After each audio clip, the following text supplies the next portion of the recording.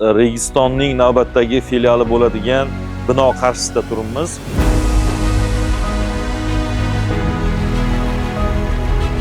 Registonning navbatdagi 6-filiali bo'ladi. Ta'limda mayda narsa bo'lmaydi. Bu bino Buxoroy Sharifda joylashgan. Bir vaqtning o'zida 700 dan oshiq o'quvchini o'qita olamiz.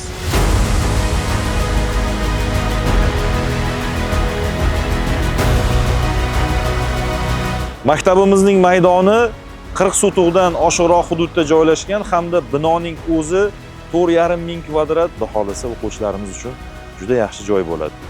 Bolalarimiz bizning kelajagimiz.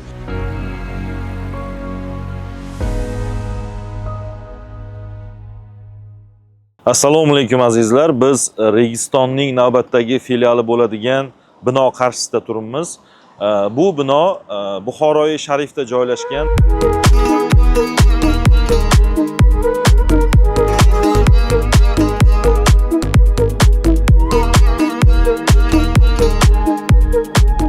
Registonning navbatdagi 6-filiali bo'ladi. Bu manzil xalq tilida avtovokzal deyiladigan joyda, bu yerda eski bir vaqtlar Turk litseyi bo'lgan akademik litseyning shundoq qarshisida joylashgan. Orqa tomonimizda esa Shoyigul tekstil fabrikasi bor. Bu yer Buxoro uchun markaziy qism hisoblanadi. Biz maktabimiz binosini shundoq yonida turibmiz. Ko'rib turganingizdek, maktabimizni fasadi bitib bo'lgan. Mana shu joyda bu hovli, tashqari hovli hisoblanadi. Bu yerda bolalar tanaffus vaqtida chiqib o'ynashlari mumkin. Alohida reshotkalar bilan o'ralgan xavfsizlik uchun. Bu tomonda esa bizning maktabimiz ota-onalari farzandlarini olib ketayotganda, olib kelayotganida qo'yiladigan mashina uchun turargoh mavjud.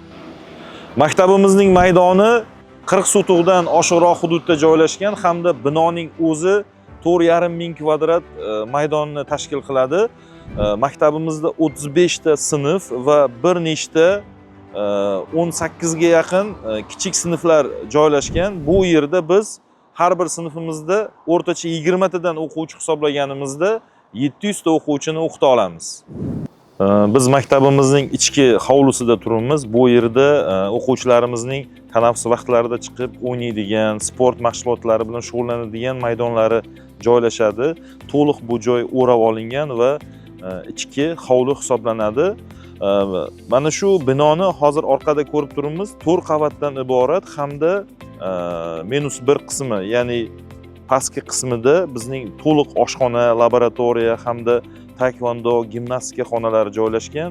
1-qavatdan to 4-qavatgacha o'quv xonalari bor. U yerda kichik sinflar va katta sinflar hammasi bo'lib 35 ta katta sinf, kichik sinflarimiz esa 18 tani tashkil qiladi va bizlar bir vaqtning o'zida 700 dan oshiq o'quvchini o'qita olamiz. Biz maktabimizni ichkarisiga kirdik. Mana shu eshikdan ichkariga kiriladi. Katta eshigimiz shu bo'ladi. Mana hovlidan, tashqi hovlidan kiriladigan eshik. Mana shu joyda resepsiyon joylashadi. Bu yer qorovullar o'tiradigan joy. Bu yerda telefonlar olib qo'yiladi, ya'ni olib qo'yiladigan joy, ketadigan vaqtida berib yuboriladi. Bu tomonda shartnoma tuziladigan xonamiz bo'ladi. Bu yerda esa bizda medsestra, ya'ni hamshira, doktor xonasi bo'ladi. Mana shu katta koridordan kirib kelinadi va bu tomonni ham koridorlarimiz davom etadi hamda mana bu joyda bizda resepsiyon joylashgan bo'ladi. Resepsiyon orqasida esa tashqi hovliga chiqib ketadigan joy. Mana shu joyda resepsiyon joylashadi.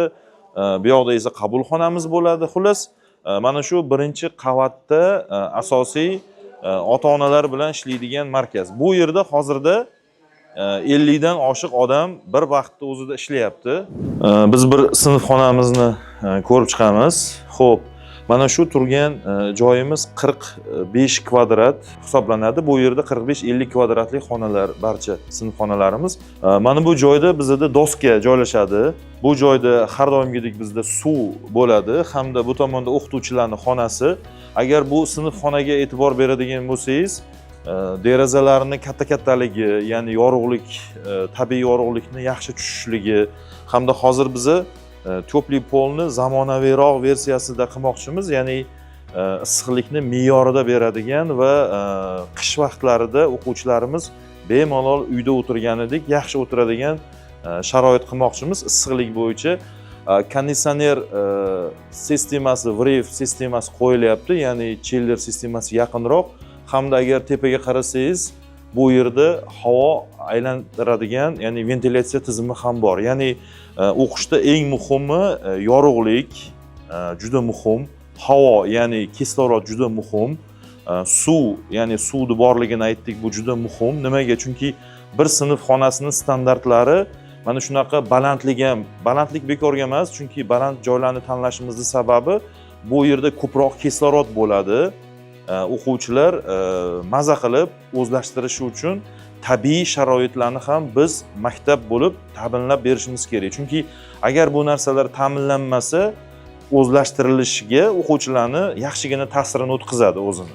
Ya'ni bu sharoitlarni bor bo'lishi, ya'ni issiqlikni, sovuqlikni me'yorida bo'lishi, yorug'lik, tabiiy yorug'likni me'yorida bo'lishi hamda aytganimizdek, mana shu joyda tursak, yorug'likni chap tomondan tushishi ham juda muhim hisoblanadi. Chunki biz partalarga bu yoqdan o'tirib, o'ng qo'l bilan yozadigan bo'lsak, tabiiy yorug'lik bizni chap tomonimizdan tushishi kerak bo'ladi. Ya'ni shunga o'xshash standartlarning hammasi bu maktabimizda hisobga olingan. Mana bu derazalarni balandligi, xonalarni balandligidan ham bu narsani sezsak bo'ladi. Bu joyimiz aynan mana shu maktabga mo'ljallangan va biz chizgan proyekt bo'yicha xonalarga bo'lingan. Mana bu devorlarni endi biz MDF panellar bilan bo'lib chiqamiz va bir pasda bitadi. Ya'ni bu yerda boshqa suvoq har xil ishlar qilinmaydi.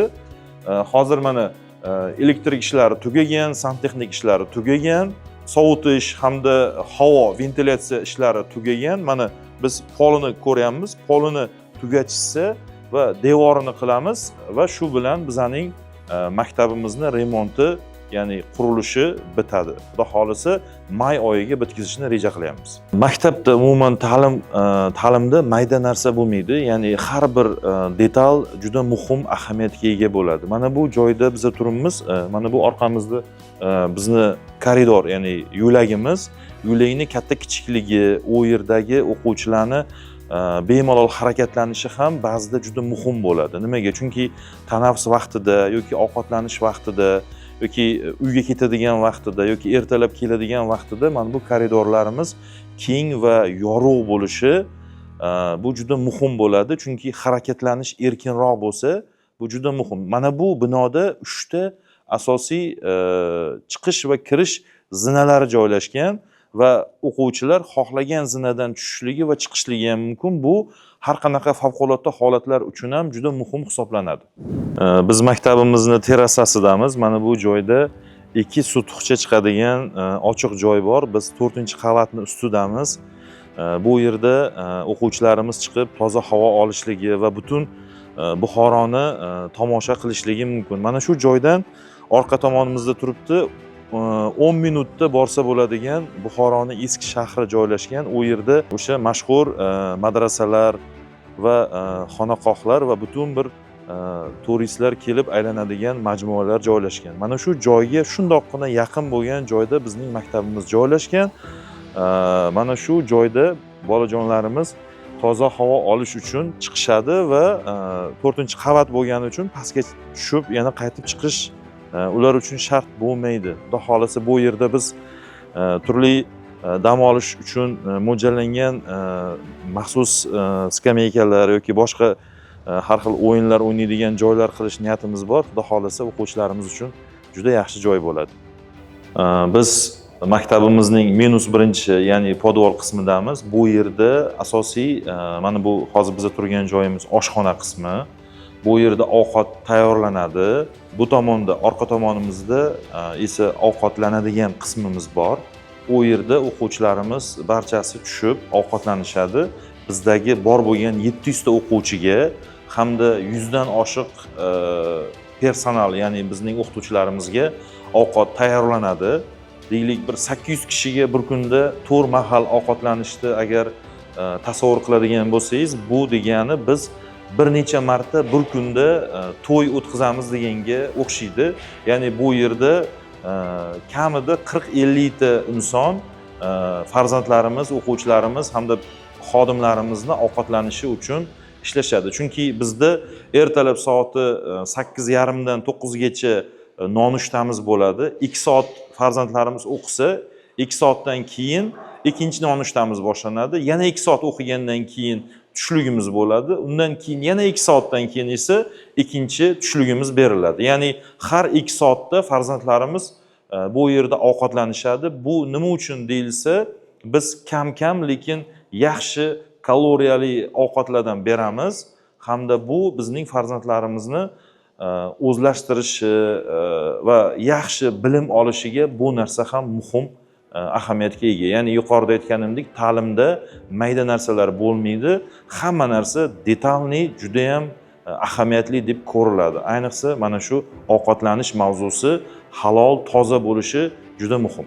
Yana bir qismimizda esa laboratoriyalarimiz joylashgan hamda taekvondo va gimnastika xonalarimiz joylashgan. Ya'ni -1imiz mana shunaqa joylar bilan to'ldirilgan va to'liqligicha o'quvchilarimizga maksimal xizmat qiladigan shaklda tashkil qilinyapti. Ya'ni bu yerdagi barcha jihozlar ses yoki shu umumiy ovqatlanish joylariga to'g'ri keladigan barcha talablarga javob beradigan zamonaviy jihozlar o'rnatiladi, xudo xolasa. Maktabimizni koridorida turibmiz hozir. Mana bu joyda biz to'pli polni yig'adigan joyi bu yer. Mana bu reykalar nimaga to'qilyapti g'ishtni ustida. Bu yerda MDF panel shundoq yotqizilib, ya'ni qoqilsa bu devori bitadi degani. Ya'ni bu yog'iga polimizni bitkizib, devorimizni bitkizsak, shu bilan bizda hozir to'liq elektrika ishlari, santexnika ishlari, undan tashqari konditsioner, ya'ni isitish, sovutish tizimi, havo, ventilyatsiya tizimidagi ishlarimiz to'liq bitib bo'lgan bu joyda. Chunki u ishlarga juda ko'p vaqt ketadi. Hozirgi ishlarimiz esa oxirgi pardozlash, ya'ni so'nggi bosqichdagi ishlarimiz qolgan. Xudo xolasa bu yerni biz may oyida to'liq bitkizish niyatidamiz. Mana bu hozir fevralning oxirida turgan bo'lsak, xudo xolasa may oyining boshlarida biz yana bir marta bu maktabimizni to'liq aylanib sizlarga, ya'ni aziz ota-onalarimizga bu yerdagi qurilishlar qanaqa darajada bitgani haqida ma'lumot beramiz. Endi hozirgi bu ko'rinishdagi holati bu biz uchun ham tarix bo'ladi, ham sizlarga bir ma'lumot yetkazish. Xudo xolasa may oyida bu joylarimizni biz bitgan holatdagi sharoitlarini ko'rsatib beramiz.